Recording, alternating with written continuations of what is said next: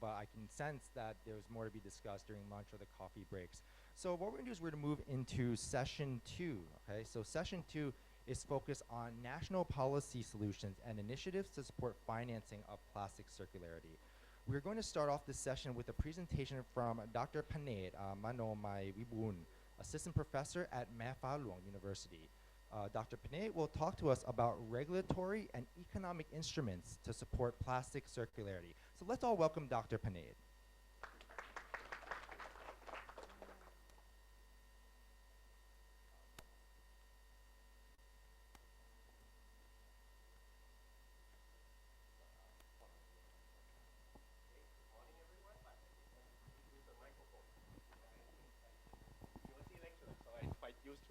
Use my voice, but I think for the benefit of those participating online, this might be better.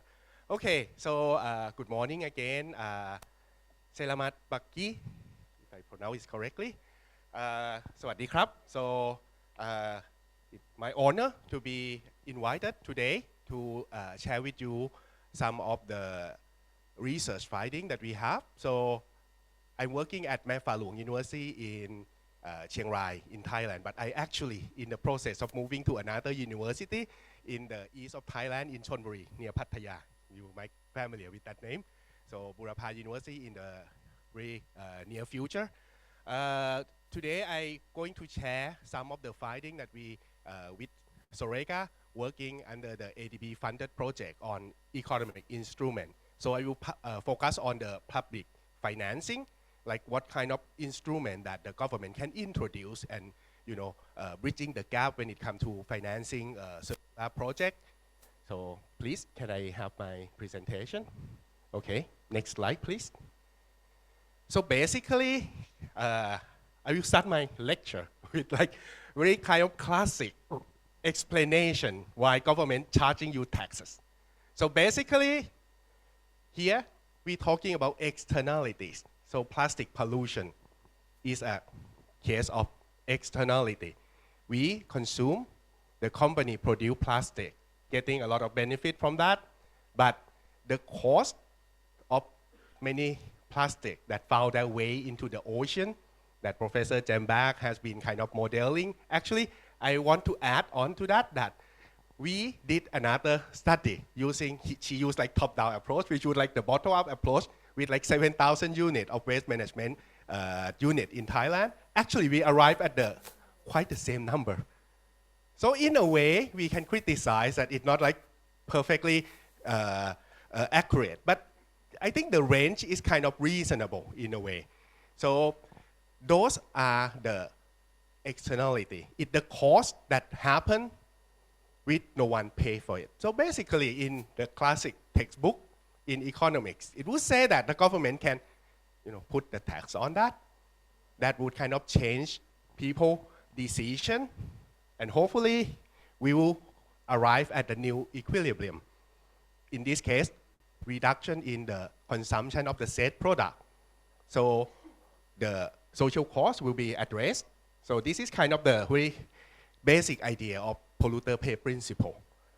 The advantage of using economic instrument, as the theory say, compared to, for example, regulation, that it allows economic actor to decide whether they should continue or they continue and pay the tax or change their behavior and maybe drop some of the consumption or production. They are the one who decide on it. If it's regulation, it say you have to do X or you cannot do Y. And then there will be consequent punishment.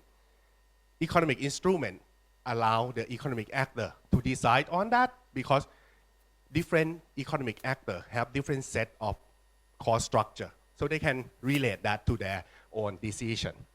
I think everyone kind of know that. And then I would like to add that the revenue from economic instrument can be earmarked and used in like clean up activity or other related things like funding the project that we discussed today.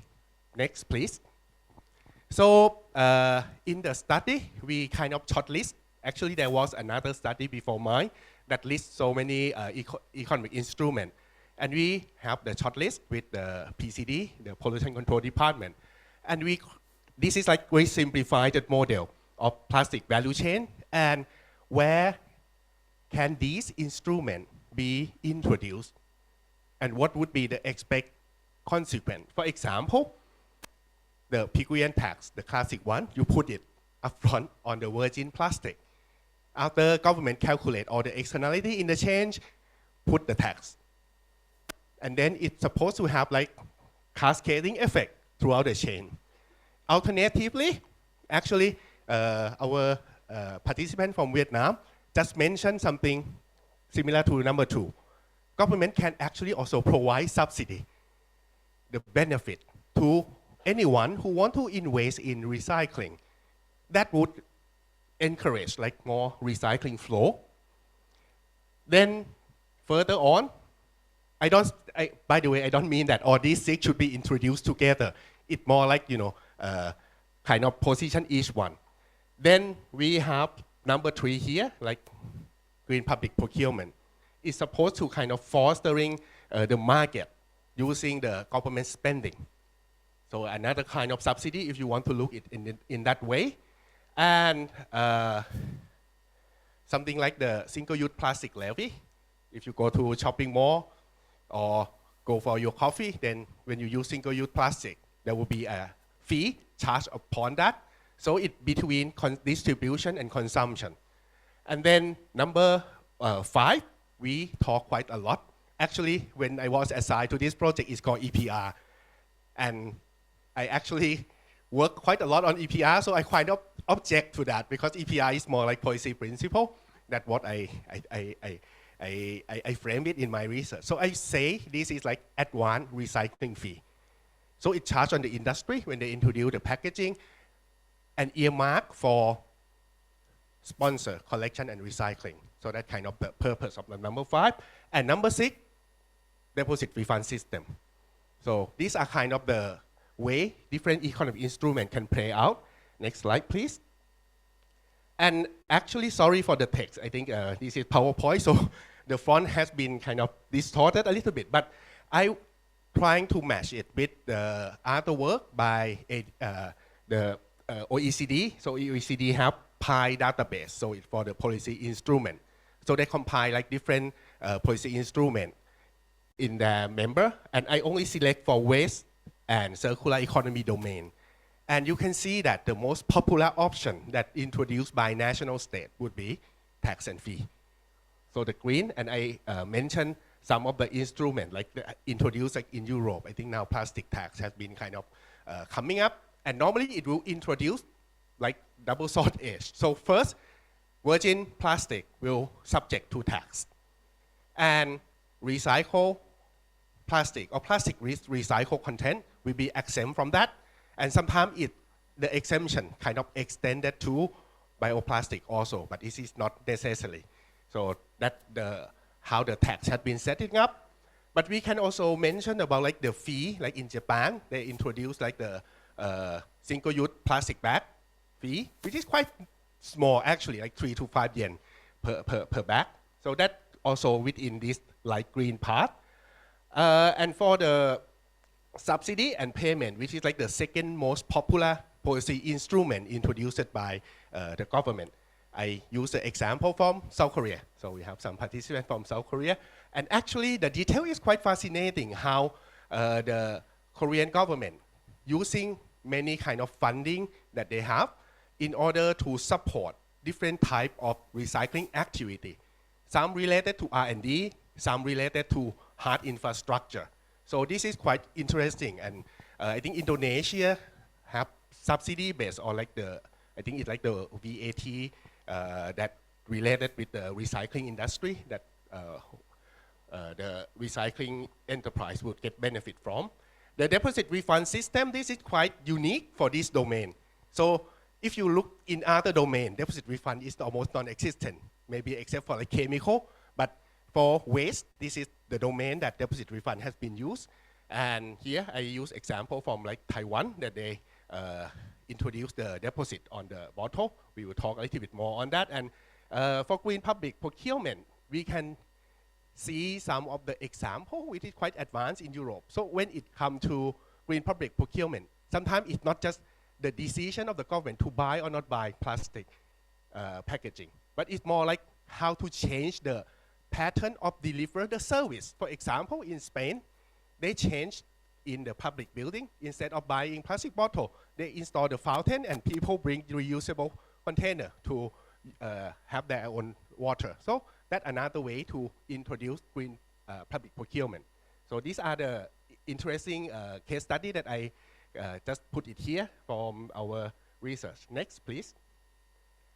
However, when it comes to implementing economic instrument, I would have to say that we need to be quite careful on how the economic instrument from the textbook can be implemented in the real world.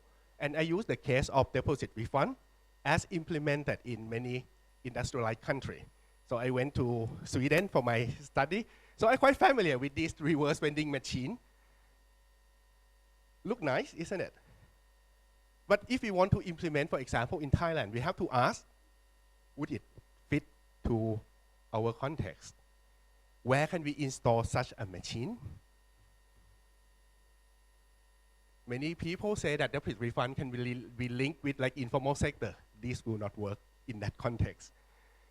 What about buying patterns? So if you spend some time in Thailand, you will know that we normally get more attached to like convenience store. We have like 7-Eleven every corner in the city. This will also not working in that context because it requires a lot of space. So if it can only be implemented at like supermarket, discount store, like the big one, would it be very effective as we've seen in industrialized country? So sometimes it's not just the instrument. If I use the word that we learned this morning, the vocabulary, but it's about mechanism, how to deliver that instrument. That's very important that we need to look into detail. Please, next slide. So I might not be able to go into the detail. So when we review economic instrument, not only we want to understand how it acts on the economy, but we also trying to compare the different aspects. For example, the scope. What kind of plastic can be subject to that instrument? Is it like comprehensive, or would it need to be very selective? Like deposit refund, you will not introduce it for the comprehensive approach. You will only select only few of them. What is the nominal value of the economic instrument? I say nominal value because sometimes like deposit refund, we only present the deposit and refund. We not include the cost of implementing that, which is quite significant actually. So compare it per maybe kilo or ton of the plastic that it can be handled. What would be the effect on the final consumer? Some instruments are quite distant from the final consumer, while the other really close to them, like the levy, the rebate, the deposit refund. We not only introduce that, but we also want to influence directly their behavior. So that would be another kind of policy objective on that. And last one, this is quite special for Thailand, but most of the time, we do not have like one agency that have the comprehensive overview of the plastic value chain. So who going to introduce that? And that sometimes matter quite a lot. So next slide. So in the report that's going to come out with a month time, at the end, we going to study those 6 instruments and trying to answer these 4 questions. So for each instrument, for the Thai context, how effective can it be? Will it address the problem of leakage of plastic into the ocean? That's the first question. Second, will it address the pain point in the plastic value chain? If we introduce, for example, like benefit for recycling investment, so we have to interview the stakeholder, the recyclers, whether this kind of upfront investment benefit fit their need, or whether they would require other assistance. Efficiency, you will already like see the level of the economic instrument, so I will not speak a lot on that. But we have to check the effect on different group of target industry. So equity. On one hand, we want the instrument to be introduced fairly, level the playing field. On the other hand, sometimes by effect everyone equally can put certain actor, especially the SME, on disadvantage. So how to introduce this instrument and trying to minimize these kind of unintended consequence, especially on the smaller folk, that would be really important. And last one, enforcement of the mechanism that need to be introduced in the country. So I would say, as a conclusion, economic instrument, there are quite many. And the government have potential to introduce them in order to raise the public financing. I think we discussed in our Thai group that the annual budget that allocated for this issue each year is quite limited. So maybe introducing this economic instrument will kind of unlock that. But you need to be very careful. Normally, devil is always on in the detail. So that would be my conclusion.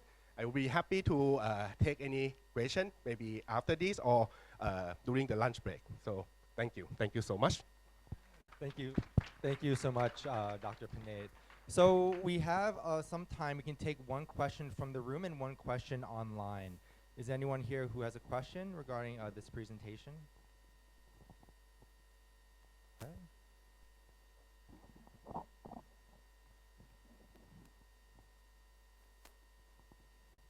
Thank you, Dr. Panat, for the great presentation. I'm Dian from Indonesia.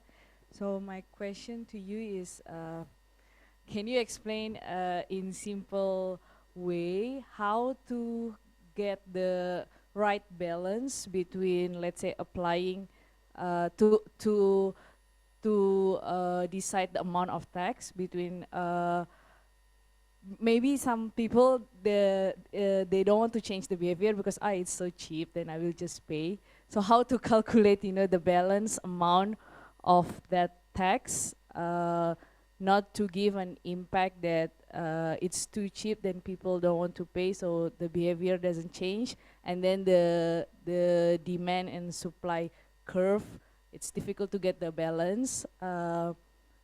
So yeah, that's the question: how to calculate and implement that. Thanks. Okay, thank you for the question. Actually, quite advanced, and I will try to answer in a simple term. But the way to get to that answer, I would say that cannot be very simple. So the simple answer would be that normally when you try to determine the economic instrument, you start with calculate the cost to the environment, the externality. That would be the basis.